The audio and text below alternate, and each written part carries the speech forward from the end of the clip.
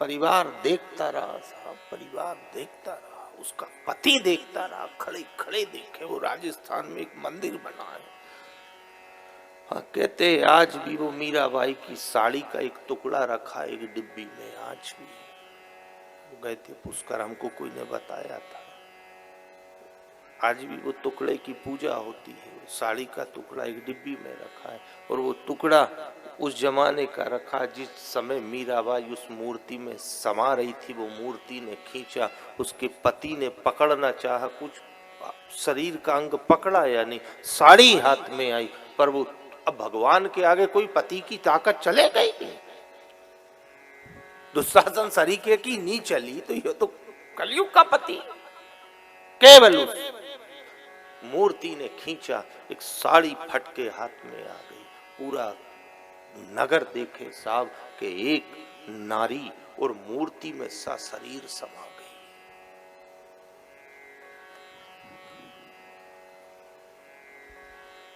हम इतना नहीं कर सकते तो इतना तो अपन कर ले साहब कि भगवान तू भले चाहे सा शरीर ना समा सके, हम इतना भजन तो नहीं होगा हमसे, पर इतना तो हम कर लें कि जब मेरा अंत समय आए मेरे नाथ, उस समय मैं कहीं सुध ना खो बैठूं।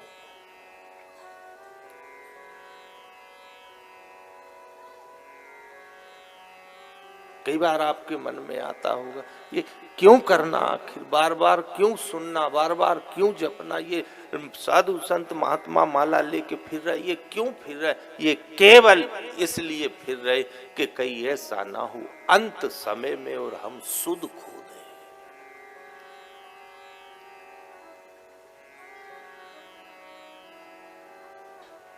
अंत समय में महापुरुषों से सुना है दो चीज काम नहीं करती।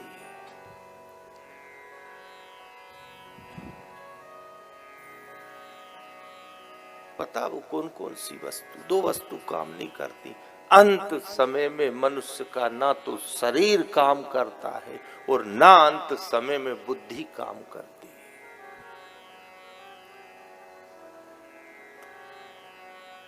शरीर तो निढाल हो गया, पड़ा बिस्तर के ऊपर, और बुद्धि वो फिर उस समय वो बुद्धि जो राम चरण में लगना चाहिए, वो बुद्धि फिर इस संसार की माया की ओर खींचती है।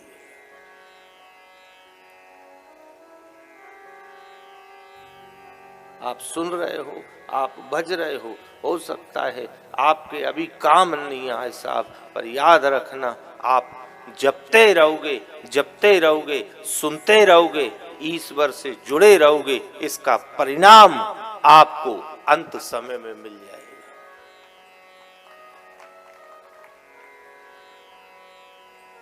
कब मिला राजा परीक्षित को परिणाम? कथा आपने सुनी है, तीसरा दिन हो गया वो कथा सुन रहा है बैठे बैठे। कब परिणाम मिला? इस कथा का फल क्या मिला? राजा परीक्षित का और मोक्ष हो गया। रिजल्ट किस दिन आया? पहले दिन, दूसरे दिन, तीसरे दिन, चौथे दिन, पांचवें दिन, छठे दिन कि सातवें दिन? कब रिजल्ट आया? सातवें दिन रिजल्ट आया, और सारे देवी देवता देख रहे, उनकी देखो तो आखिर राजा परीक्षित का होए क्या। उनने देखा जैसे ही तक्षक ने डसने का प्रयास किया, उसके पहले राजा परीक्षित शरीर छोड़ चुके थे, और आत्मा विमान में बैठ के द्वारकानाथ के धाम को जा रही थी। ये रिजल्ट मिल गया। अपने को भी हो सकता है, कई लोग हैं ऐसे साहब कि कहते साहब पंडित जी हम बहुत कथा सुन रहे हैं और हमारे घर में बहुत फजीता हो रहा है, हमारे जीवन में बहुत फजीता हो रहा है। कई लोग हैं बेचारे, वो जितनी भागवत जी कराए नहीं, जितनी सुने नहीं, उससे ज्यादा उसको दुख मिले। पर हम लोगों से एक बात कहते, जो भजनानंदी है, जो भजनानंदी बैठा है, और मान लो उसके जीवन में भक्ति करने के बाद भी अगर दुख आ रहा है तो वो घबराना नहीं, वो ये मानना कि परमात्मा का मैं बहुत निकट का रिश्तेदार हूं।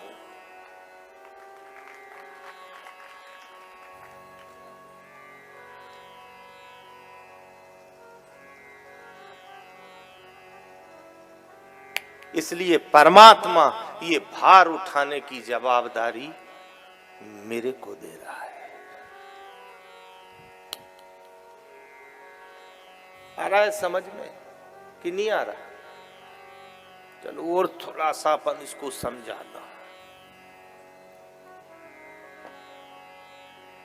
आप एक बात बताओ, ब्याह होता है, बारात में 100-200 लोग जाते हैं। अब यहाँ तो बेचारी वो ही आ रहे, छोरी वाले ही आ रहे। पर जैसे मान लो कोई की बारात जाए, 100-200 लोग जाए, आप अब जैसे मान लो कोई भैया का ब्याह हो, अब वो बारात लेके जा रहे हैं, फिर वो जो दूल्हा है उसका पिता, आप देखना वो कभी अपने पास पैसे नहीं रखता था।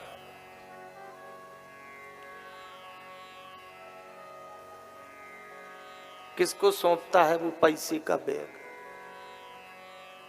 200 बाराती है, 200 वो सबके हाथ में नहीं दे, वो नोट को बैग।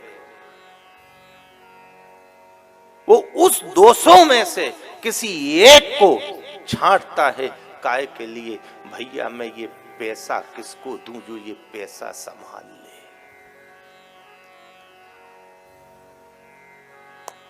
बैग में नोट की गड्डी है, उनकी ये मामा जी को दे दो नहीं, ये संभाल ले। अरे इंदे मामा को भरोसा नहीं है दादा, 1-2 गड्डी निपटा दे नहीं तो कई जगह हमने देखा वो मामा दूर, उनकी क्यों मामा कई भरोसा नहीं दादा।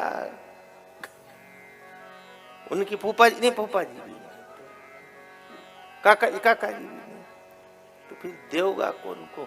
मैं इस भरी भीड़ में भले चाहे मेरा कोई रिश्तेदार ना हो, मेरे गांव का मित्र हो, पर मैं ये बैग उसको सौंपूंगा जो इस बैग को संभाल सके।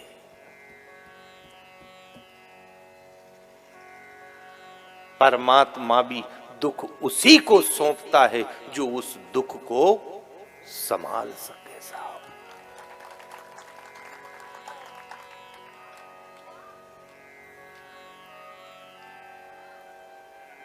आप यहां से समझो, वृंदावन में ही गिरिराज क्यों उठाया?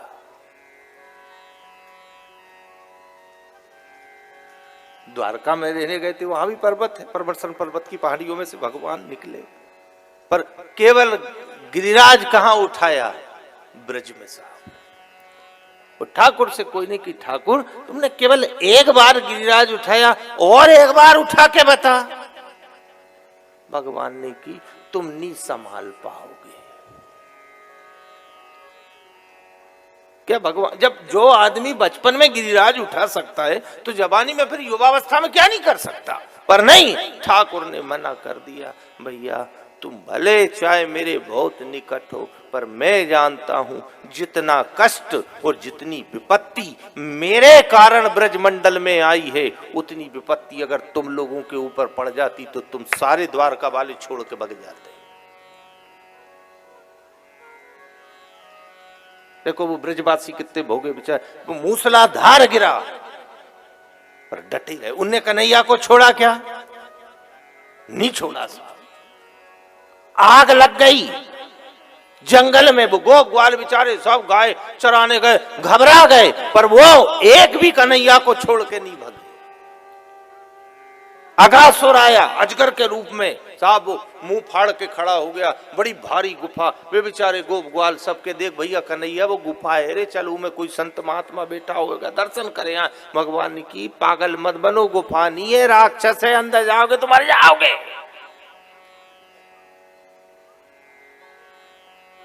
पर सब खड़े रहे, भैया कन्हैया आप क्या होगा, मैं सब कर दूंगा, तुम बस घबराओ मत।